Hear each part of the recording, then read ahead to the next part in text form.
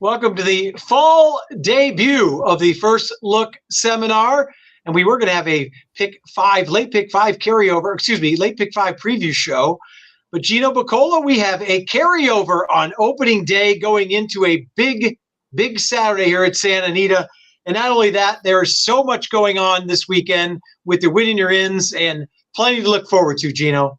Man, it's a short meet with the auto meet coming up, but they pack it all in right away today. The new wager started, the Sunset Six, which is going to accompany the Coast to Coast Pick 5 wagers that we love. You can get more info about those on the website. Tomorrow, 5 graded stakes races at Santa Anita. We're going to be talking about a couple of them. I think 4 of them within the sequence that we discussed, the Pick 6 sequence. I mean, there are just so many different wagers. Everything is low takeout. It's for the bettors. It's for better friendly. And then, Chappie, how about the free contests that are back, like Showviver and the Pick'em contest that we love, that combines the sports games on Saturdays and Sundays with the races. So I love these weekends. I kick back, my feet up. I got a lot of action on tomorrow and on Sunday. A lot of action. And I don't know who's the hardest working man in show business, Gino, you or the man right below you from HHH Racing Podcast, our man Howard Kravitz. Howard, welcome back, my friend. And every time I turn on YouTube, you're on there. I don't know how you ever sleep. And somehow I fit in full-time high school math teaching, year 29, by the way. How you guys doing? Very excited to be back for Santa Anita in the fall meet. 2 carryovers, guys. I just checked my phone. Pick 6 tomorrow at Santa Anita, 24 grand approximately. And the Sunset Pick 6, the $1 Pick 6, also carried over today. There's 12,700 in that pool tomorrow. Of course, a new bet, last 3 races at Gulfstream and Santa Anita. That is a $1 base. So it is carryover heaven tomorrow on the West Coast. That's right. And we love having you back as a partner there, Howard. And you guys every weekend are covering the late pick 3 and the turf pick 3, which are the player friendly, which are great bets as well. So plenty to look forward to. And then last but not least, the Kings fan, our man Seminar Skip. And welcome back, my friend. What's going on, guys? I missed you. I'm glad to be back. And this meet, the old oak tree meet. I love it. Like Gino said, a short meet, but an awful good one. And got a great card tomorrow. And I'm looking forward to this carryover and hopefully taking that thing down. No doubt. And I'll tell you one thing before we get started. It's been very, very warm in Southern California.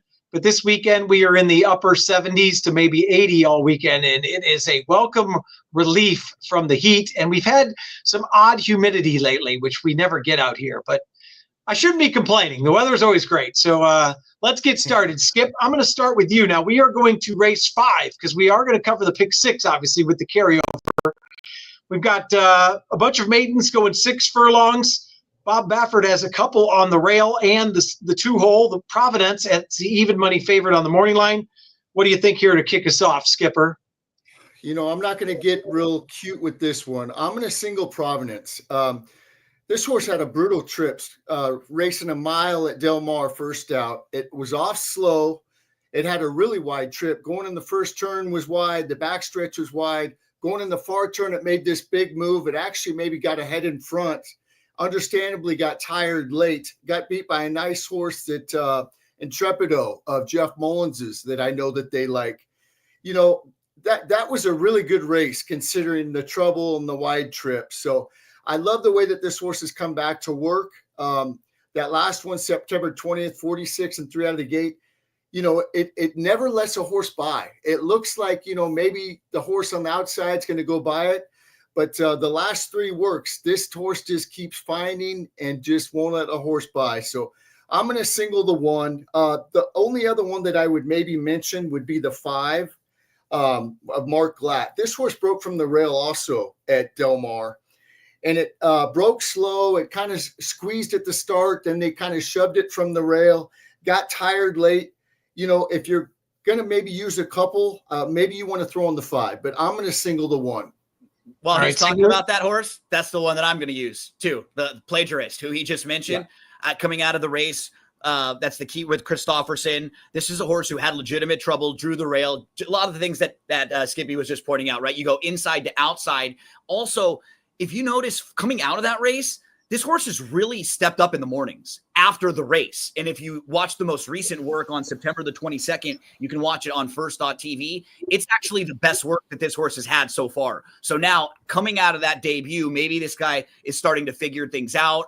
And the pedigree, while it's not like a monster pedigree, there's a lot of direct siblings that are multiple winners, including a grade 2 winner direct sibling with a horse named Trademark. So there are a couple little things to like about Plagiarist, a horse that you were just mentioning, Skippy. So I'm going to use that one as well. All right, so 1 and 5 for you. Skip singling the 1. And Howard, Providence, interestingly, went a mile first time out. And that last work was with Rio Grande, the 2. So if you watch that, you can watch them work together. What were your thoughts, especially with the rail cutting back angle? I know it's been a while since I've seen Skip, but as we say on our show, I'm going to throw a little poo-poo at Skip for this pick. Look, Providence can absolutely win. I got a fascinating stat, guys, because I looked at the PPs. I'm like, since when does Bob go long first time and then back to sprint? So here's, without looking at our wonderful DRF formulator, guys, how many times the last 5 years has Bob Baffert debuted a horse routing and then cut back to a sprint? How many times? Not how many times has he won. What's your guess? In the last over 5 the last years? 5 years, I would say no more than 5. What do you guys think? I would have said under 10. It is 5, and he has Wow. not won. He's not won. He finished 2nd, 3rd, 4th, 8th, and 9th doing this. This is a weird move. This is by the way, Providence's first baby out of Monomoy Girl, of course, who went long. I watched that work, Skip, and it was fast by the time, but that horse broke slow again and was actually breaking from the rail in that work. Right. This is a weird spot for me. I know Yeah. Providence can win by 3 or 4. I'm a little bit against him, guys. I think Army Man is serious horse. The number 4, first timer for McCarthy. I do not know who's going to be riding because of the Paco suspension. Army Man is bred to be fast, has been working fast, a B+ workout last time according to the DRF clockers.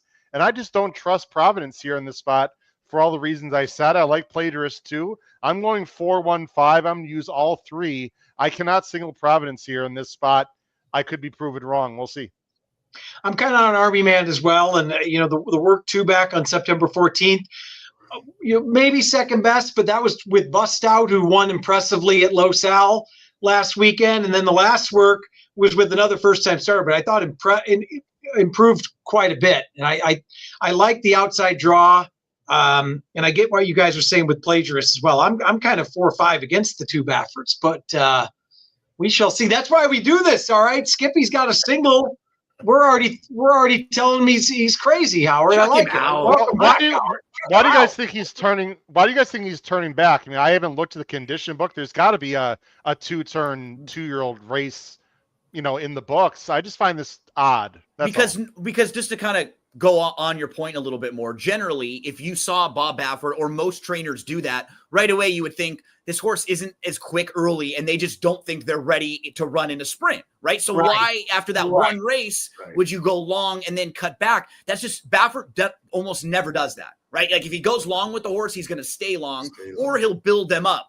Even if he doesn't think they're ready to go, you see him get a 6 furlong or a 6.5 and then a mile. So it was a really good point, Howard, just to mention it, because you're right. You just don't see it very often.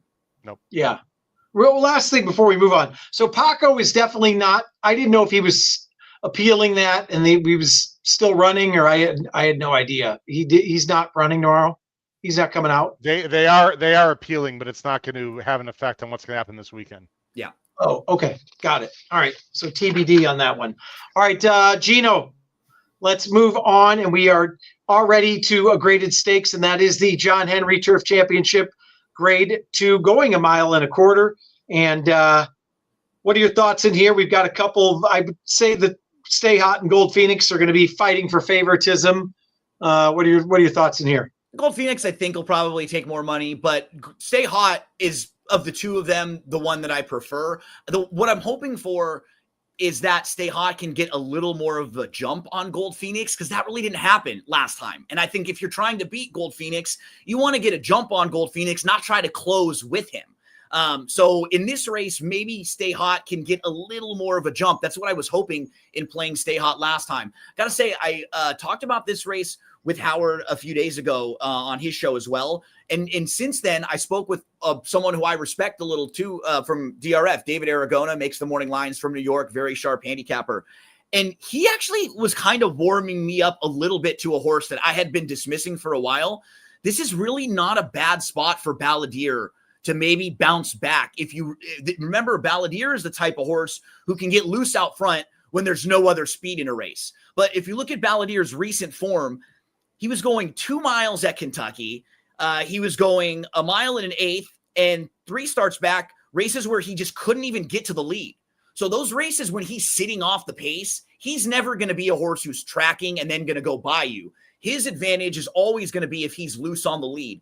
If you're looking at this race and you're not just dead set on those two, because I think so many people will use those two or just a combination of Stay Hot and Gold Phoenix, I didn't really love anybody else in the race. And I can understand making a case for that horse loose on the lead if those two horses are sucked back a little bit. So that's maybe a long shot to at least use underneath or think about if you're wanting to go deeper. But I'm going to give Stay Hot one more shot against Gold Phoenix in that rematch. I would think Stay Hot would get the jump this time on Gold Phoenix, and there does look like to be enough pace. Interestingly enough, we had Frank Miramati on a couple times on the radio show in the morning. And remember, Skip, he gave a big blow to David Aragona, saying he's one of the sharpest handicappers he's ever met. He talked about him for 5 minutes on the show. So interesting enough to take a look at maybe Balladeer a second time. Howard, what are your thoughts in here?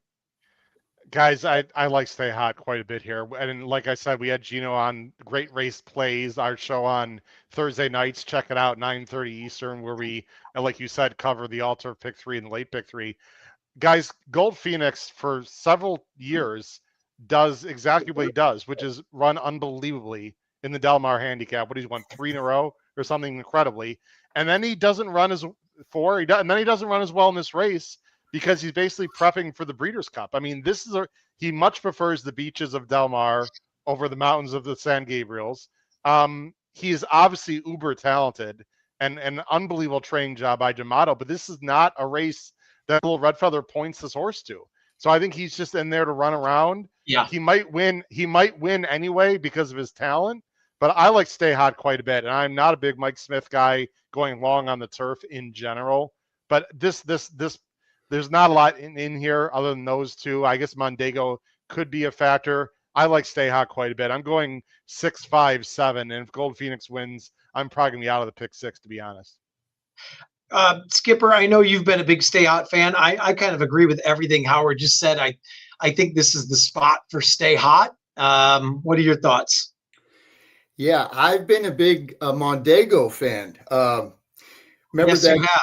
We went to Vegas and they actually scratched it opening day at Del Mar when we were doing the show out there. But when McCarthy took over the training, that June 8th race was sneaky good. I loved that replay, and that's why I loved it back opening day at Del Mar. They scratched it. It came back, and it had a great trip staying on the rail. I was so mad at Kimura. I'm like, what are you doing? You're sitting back there because we took the train down, and I gave it out to a couple people on the train. I said, bet Mondego. And anyway, so horse, he ended up being a great ride. He stayed on the rail. He got up late, galloped out really good. This horse wants to run all day long. Last time, I couldn't believe it went off at 34-1. I bet it across the board. I bet it for a few people at the track to win. And I'm telling you, this horse was loaded again on the turn. Kimura was sitting back. I'm like, let this horse go, let it go. And I wish he kind of would have, it's easy for me to say because I'm not a jockey. These guys do an unbelievable job. But I wish he kind of would have split horses. There was room between the 5 and 7. Instead, he kind of like took hold and angled out to lose like maybe a length and a half.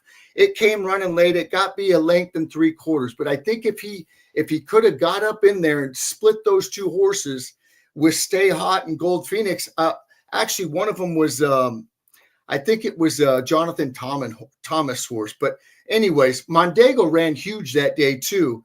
And I know that Stay Hot and Gold Phoenix beat it, but I'm staying on Mondego. I like the last work on the dirt on the 20th. I like the form that this horse is in, and I have to use it. I was just going to go 5-6. I was against Gold Phoenix for all the reasons what Howard said. And I think it loves Del Mar much more than Santa Anita, although it has 3 wins at Santa Anita. And, maybe I'll throw in the 2 because of what Gino said and with David. Putting the blinkers on, there's not a lot of speed in here. You know that Georgie's Papa Padromo is going to say, listen, we're putting the blinkers on. You just put this horse on the lead and see how far it could, stay. So 5, 6 for sure. And maybe I'll add the 2 also. Papa Padromo kind of perked up at the end of the meet too at Del Mar as well. So, he started to have a couple winners late. You know how they kind of get hot and not. But Skippy's staying with Mondego. I like it. I like it. All right, Skipper, we're going to go right back to you then. No, wait, who did we start with last time? Oh, Gino? Oh. Yeah, I think we've gone around in the corner. Yeah, you could start with Skippy probably. Or Howard. Either way, the next race. Did I start with the next race? Yeah, Howard, let's go to race 7. I think you're next. I'm not sure. I've already lost my mind. We haven't done this for a while. I got to get half of back one show and you're already done. I know. I was going to say, can't even make it through one anymore. Well, I'm tired. You're really cheap speed right now, Chappie. You're not fit right now, buddy. Come on. I have the summer off. I got to figure things out again. So, Howard, race 7, 6 furlong, starter optional claimer. What are your thoughts here in the third leg of the pick 6? Looks like a lot of speed in this race for sure. Yeah, if this race holds together, there's a lot of speed. The 4 is going to go, the 8's going to go, the 9 wants to go. I think the number 6 Hot Box is probably going to show a lot of speed. There on paper looks like there's a lot of speed. I'm a big sucker for turnbacks, guys, and I like Jeff Mullins quite a bit here. I like the 7, 406 Creed, 4-1, turning back from a mile. This is sort of the fresh face of the group.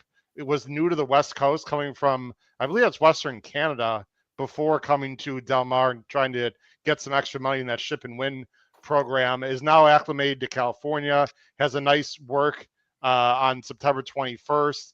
I don't think this is going to be too sharp for him. That's my only concern. I don't mind Herrera, as a rider in this spot. And I think, we're going to get 4-1.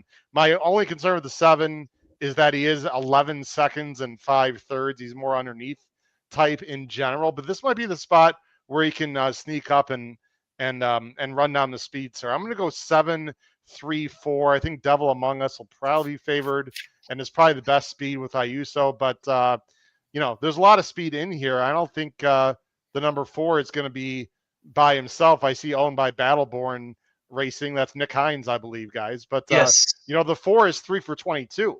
So it's not like the 4 is a win machine either. So I'm going to go 7-3-4 in what I thought is a pretty difficult race.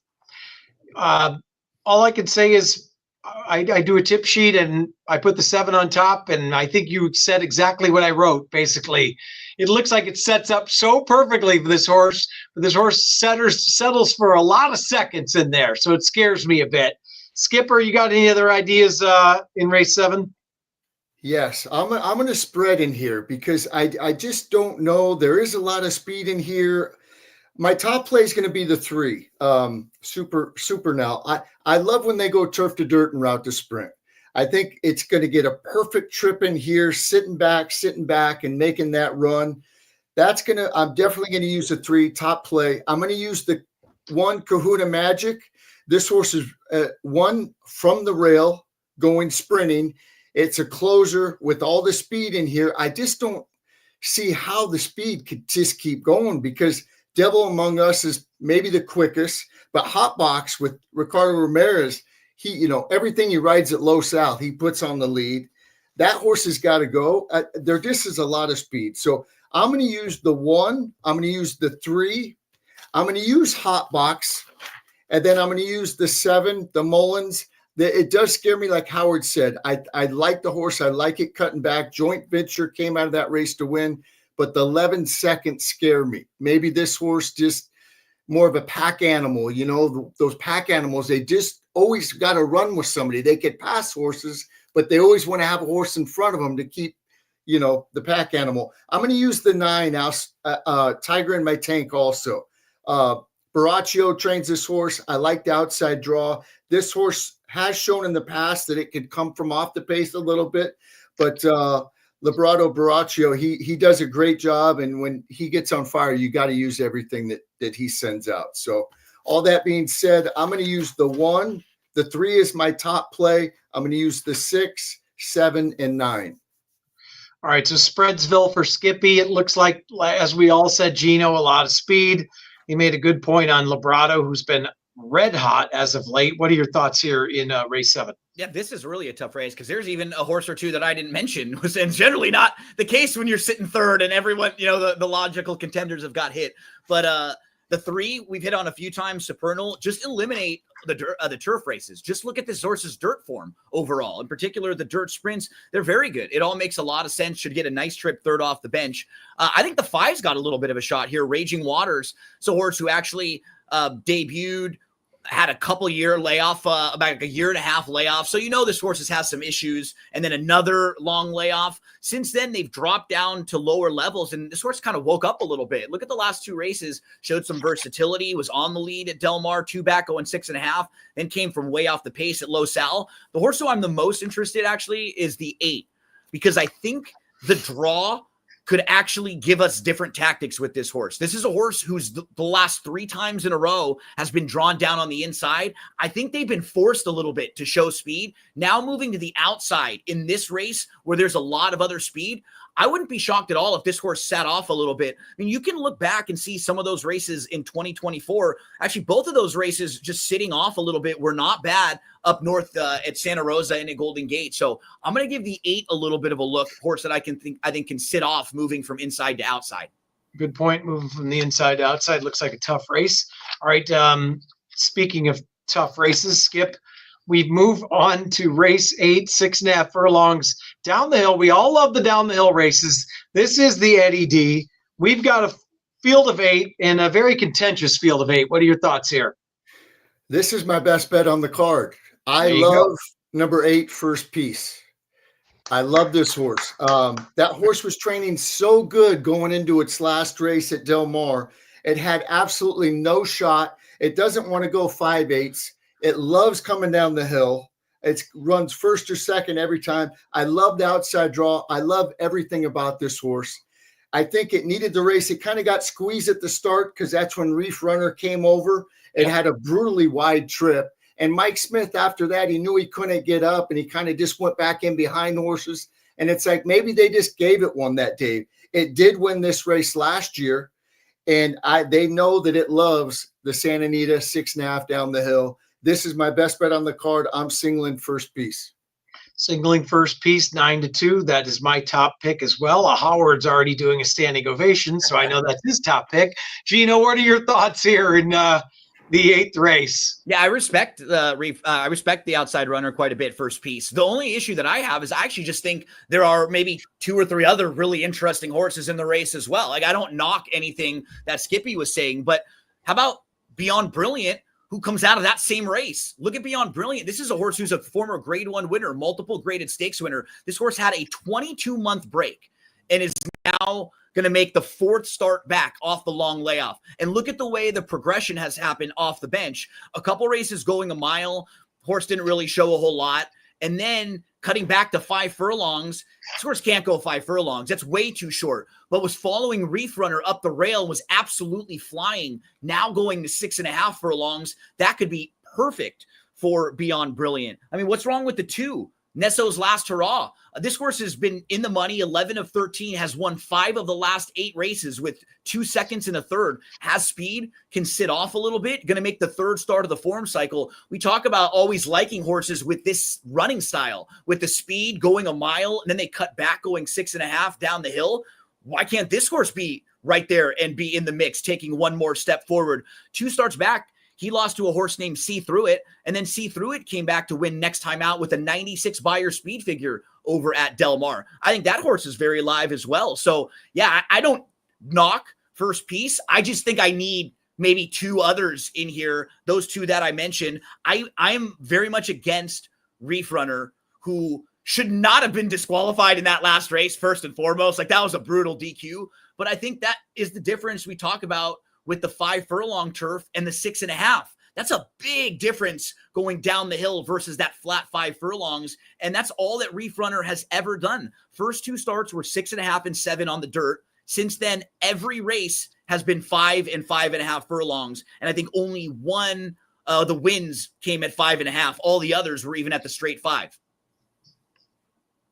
Howard, are we singling here as well, like Skipper?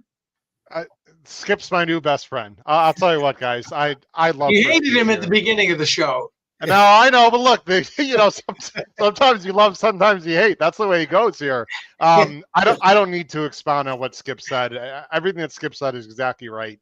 You have to take stands in this game, and in the pick six, I'm probably going to single First Piece. Glatt last 5 years, guys, second off the layoff after 6 months to 1 year. How about 22% off of long layoffs? Second off the layoff. That last race, Skip already mentioned it. First Piece had no chance after the first 3 steps of that race and just ran on. Probably needed the race anyway.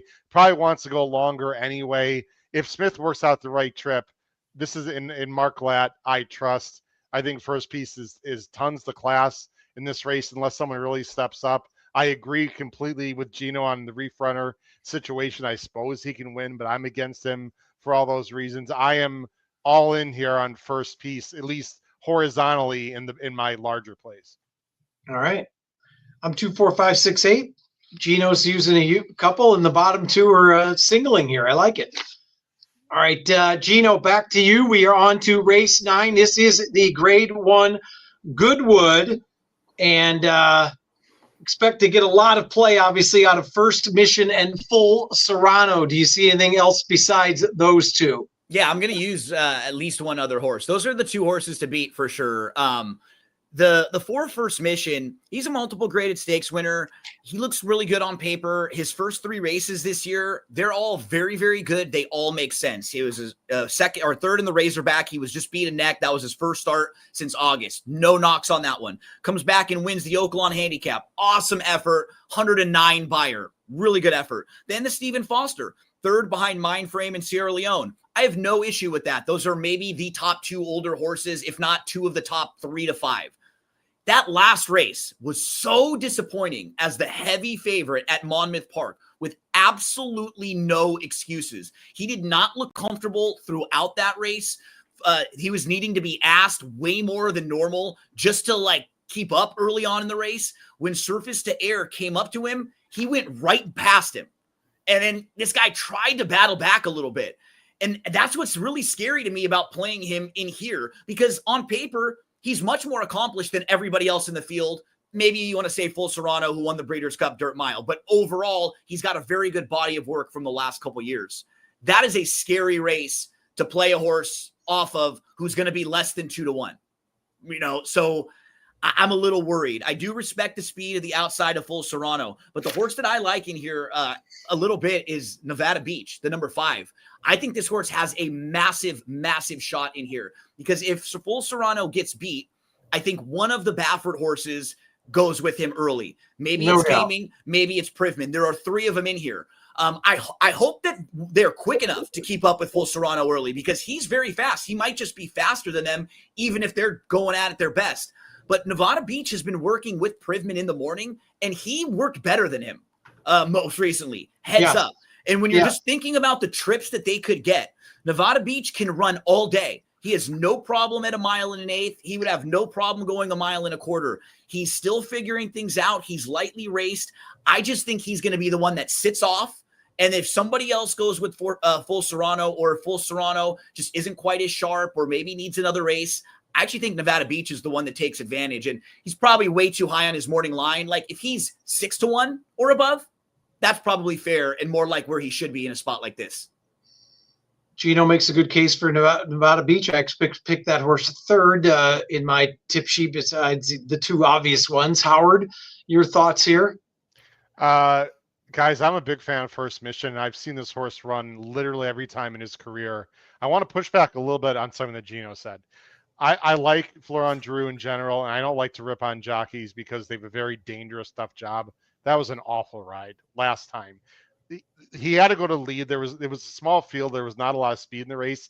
He walked the dog for no real reason, and then Service to Air made a quick move. Almost, if you're a fan of harness racing, Service to Air made a brush to the lead, and Flo didn't even see it happen until it was too late.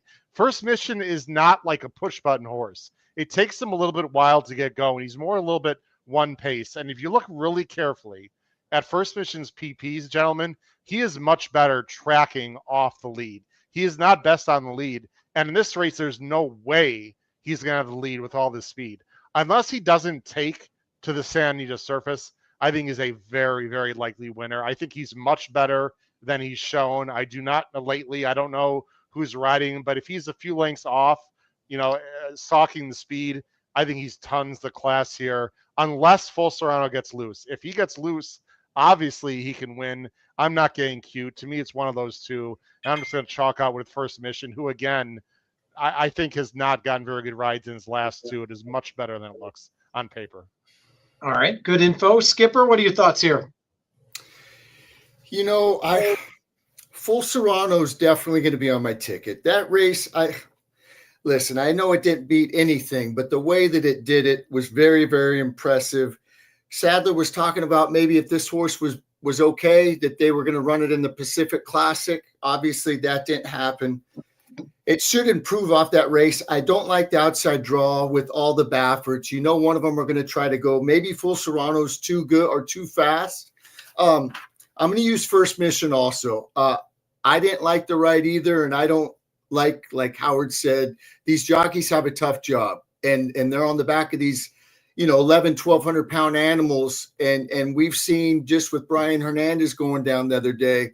I mean, I give him a lot of credit. Now the gambler sometimes comes out and says, "Oh, I wish they would have done this. I wish I would have done that." Well, it's easy for me to say. I'm not on the back of that horse, but I like Giroux off. I don't have luck with Giroux. I'm not. He wins races. He's a great jockey. He's just a guy I don't have luck with. I'm going to use the 4 also. The other one that I'm going to add is the 2, Ultimate Gamble. This horse, the best races seem to be over Santa Anita. Last time got beat by Fierceness and Journalism. Better. I'm going to use it. I think maybe this horse could get a good trip. And the price, I know it's going to be right, because I think everybody's going to be on the 7 and maybe First Mission also. I'm going to go 2, 4, 7 in here, and maybe the 7 or the 2 could, I don't know. Or I'm going 2, 4, 7. 2, 4, 7. Yeah, I think Full Serrano is very talented. You got to think Privman's going to be the one that sends, right, as well. I mean, of the 3, especially with what we've seen from him kind of struggling later in races where he's lugging in and stuff. I think for him, you probably want to go and not try to save with him. Right. Full Serrano's going to have his work cut out for him, because one of these horses is going to go 22 flat with him on the lead. So it's going to be a very interesting tactical race. He would be a cool horse to have in the Breeders' Cup Classic, Full Serrano, if he wins this race and then gets in there, because with his speed, he throws a wrench into a lot of things, and he could set it up for horses off the pace and just make things difficult when you just think there's probably not that many really fast horses that are in the group right now that you think about in the Breeders' Cup Classic. A lot of like stalkers come from off the pace type horses. So he could be fun to add into the mix if they were to win this race and go there. Hey guys, is there a world in which Full Serrano is favored over First Mission in this race? Sure. I think there is. Absolutely. Yeah. But if Full Serrano is 6-5 and First Mission is that 8-5, unreasonable, irresponsible wager. Well, and let me say, as someone to me, 8-5 is for me. This is just my opinion. 8-5 is value on First Mission in this race, in my opinion. And someone who doesn't love First Mission as much coming off that race and just the overall body work, knowing who he is. All of that being said, this is as good of a spot as they could have found to try to get this horse a grade 1. It really reminds me of when Skippy Longstocking shipped out for the Hollywood Gold Cup a little earlier in the year, where it's like, this is a grade 2-ish solid horse that found a really soft field. That wasn't a grade 1, but this might be the spot for First Mission. Even if you like him or not, he might be able to have like a B+ game and still get the better of this group. Who do you think's going to ride him, guys? I'm trying to see who's available here in this race. Ayuso's available, looks like. Any guess? Any intel out there, guys? No, because I thought Paco was still coming out, so that tells you how much I know. Okay. And it's a busy Saturday where there's big stakes races at Churchill, there's big stakes races at Belmont, so a lot of these riders probably won't be able to ship out either, some of the riders that had rode him in the past. So Yeah, they may be looking for someone that's a little deeper in the jocks room than they were expecting. Rispoli, yeah, right? Maybe Rispoli. Yeah. Yep. I think full surround. I'm trying to think who Brad has ridden, on the West Coast. He doesn't send horses out west too often. Usually he'll bring in a horse, a jock from Kentucky. So I don't know. Yeah. It'll be whoever it is. Please sit off the speed and just rate a little bit. They're going to get a really live mount, do right? your thing in the lane. Paco's got a few that are going to be very live pickup mounts on Saturday. Oh, no doubt about it. Oh, absolutely. Yeah. All right. Very interesting. All right, Howard, let's go back to you to finish up the card. And boy, what a terrific race this is to finish up the day. And we are going down the hill again in the Grade 3 John C. Harris. What are your thoughts to close things out in what I think is a wide open race? Wide open. This is a spread for me in the pick 6 and the pick 5 and the sunset pick 6 and anything. The place pick all, whatever.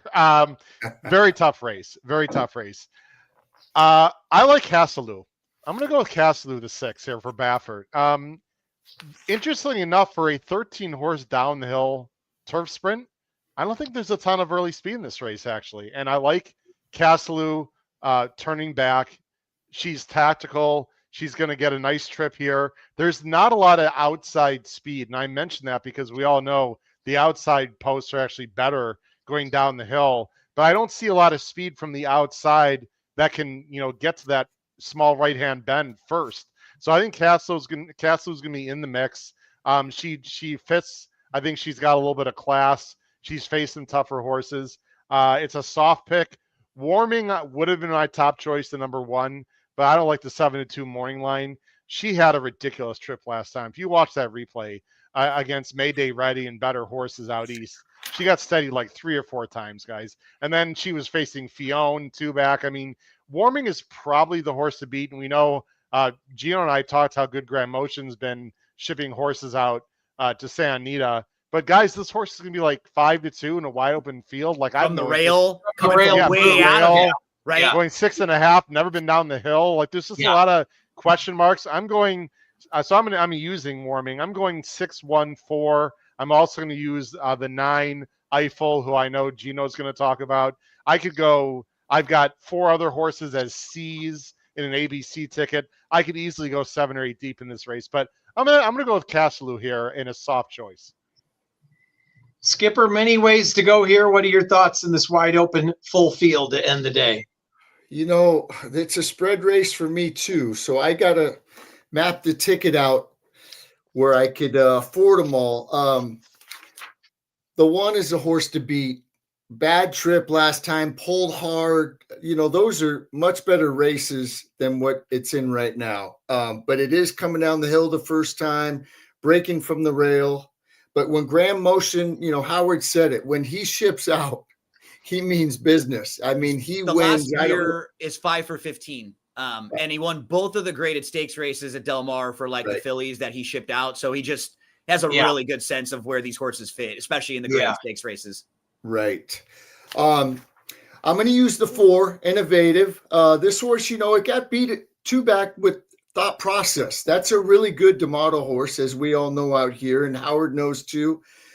I think this horse will like coming down the hill. Like Gino said, we always like a horse that kind of does that mile, runs really good in a mile, and this kind of sets up. It's not like a 6.5 furlong. It's more like a mile type race, and I think the 4 will really like the layout here. Castelou, you got to use. Loves coming, loves Santa Anita, has run very well coming down the hill. I'm going to use Eiffel also. Gino's going to talk about it. I'll let him say more about it. Last time, behind a slow pace, didn't really have a shot. That's when the Doug O'Neill going deep broke from the outside and went wire to wire. And the other one I'm going to mention is Wink and a Grin. This is my sneaky one. This one, I know it's a Calbred going against Open. I love that Hector Barrios stays on this one or jumps back on this one over some other ones. Like Santa Anita Turf, Wink and a Grin is my price play. I mean, it's only 6-1, but so those are the ones I'm going to go. I'm going to go 1, 4, 6, 9, and 11.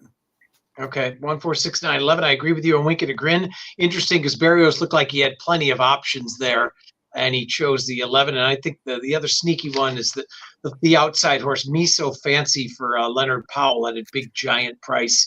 Gino, talk to us about Eiffel and anything else you like. Yeah, this is a fun race. The way I kind of mapped it out, I agree with Howard. I thought that the one, Warming, is the horse to beat. And I think Castelou, those are like the top tier. I think those are probably maybe your most likely winners or the horses who are going to get the money.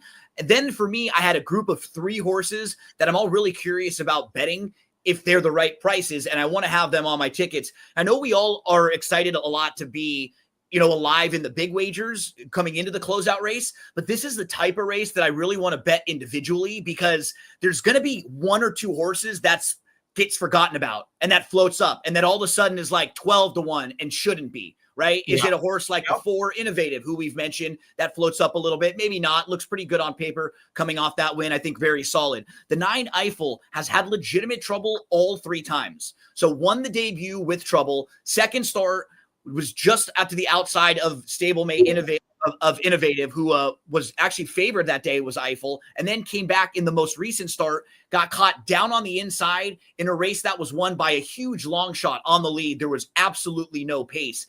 And I know it's down the hill on the turf, but if you look at the horses in the mornings, this horse is really good in the mornings. Like, I think there's some serious ability, and I would not be shocked to see like a bust out performance from Eiffel at some point. So the 9's on the ticket. The only one that actually has not been mentioned that I've really started to warm up more to is the 8, Favor to You. So just cross out the 2 races going long on the turf. And now all of a sudden you see 4 pretty good turf sprints. And remember, if you think about what Phil D'Amato was with this horse, he was kind of stuck because this horse isn't a 5 furlong horse. So throughout Del Mar, he didn't really have a place to run this horse going 5 furlongs. So he tried to go to Ellis to get 5.5. And I mean, look at the fractions that day. They were flying, but at Ellis Park, that turf course plays really quickly. If you look throughout the day, almost all of those races were won on the lead by horses who were doing that, going really quick. Nobody was passing afterwards. She was one of a few horses that actually passed horses that day, came closing, and I could see 6.5 being really, really kind to this filly. So I had the 4, 8, and 9 as the 3 horses I'm the most interested in. Can one of those horses be, 10-1 because the other horses get bet? If that happens, that might be the one that I play to win on the end. But those 3 will be in a lot of my exotics to try to close out. Well, it looks like a terrific card once again. We have the nice pick 6 carryover leading into a great weekend. And Howard, before we take off, tell us a little bit more about the HHH Racing Podcast, where they can find you, how they can subscribe, all the good stuff. Thanks a lot. We've got live shows on Tuesday, Wednesday, Thursdays, and now Saturdays called Weekend Warriors, which tomorrow, as we're filming it, Fridays on at 2:30 Eastern. We show and have live racing, the audio, including Santa Anita. So we'll be showing that as well. You can simply go to our YouTube channel. In the search bar, type in HHH Racing Podcast. We've got a great website, hhhracingpodcast.com. You're familiar with our Power Pick tip sheet, which is very affordable, very inexpensive, very profitable. Check it out on our website. You can find us a lot of places. I'm on X as well at HHH Racing Pod. So I'm very proud of the podcast, coming up on 5 years now and almost 1 million views, Chappie, coming up. And very happy that Santa Anita has re-upped again with us for the partnership here for the fall and hopefully for the big winter and spring meet as well. Well, you guys do a great job. You're obviously, growing tremendously, and you guys put in a lot of work on the show. So you got a lot of sharp minds on that show, and it's terrific. So you can catch Skip and I tomorrow morning from 8 to 9 Pacific time on the Morning Line Sports Show at AM 830, AM830.net, or the Angels radio app. And Gino, tell us about everything going on tomorrow and leading into the entire weekend. I mean, if I got through everything, that would be a full podcast in itself, right, Chappie? But we're going to be focused in on the Sunset 6, that new wager with the carryover in the pick 6 at Santa Anita, coast to coast pick 5. Don't forget about those $3 turf pick 3s, the pick'em contest, pick'em.santanita.com. You want to check those out as well. And a great handicapping helper for you while you're handicapping the races and you're looking around. Throw this on in the background. We started a new interview series at DRF called Off the Track Podcast, and it's not gambling specific races. It's talking to jockeys and owners and trainers about their stories. We get into like the ups and the downs, positives, everything. I just recorded one with Miguel Clement, which was very emotional, right? You're talking about the loss that he had with his dad and how right away then he's in the winner's circle. It's like that's an exciting moment for him, but he's so sad because dad's not around, and that's going to roll on Monday. So if you're interested and you get to know a lot more about these people who you see their names, but a lot of times you've never even heard them talk. And he said if he wasn't a trainer, he thinks he might be a male model or in some of the beauty pageants like his wife, Acacia. So that's a little bit of a tease there for that one is also. Hey, he takes after me. All right, gentlemen, want to thank you so much. Everybody, good luck this weekend. And in honor of Howard being on, crush your bets this weekend. Thanks, guys. Appreciate it. See you next week. Everyone. Good luck, everyone.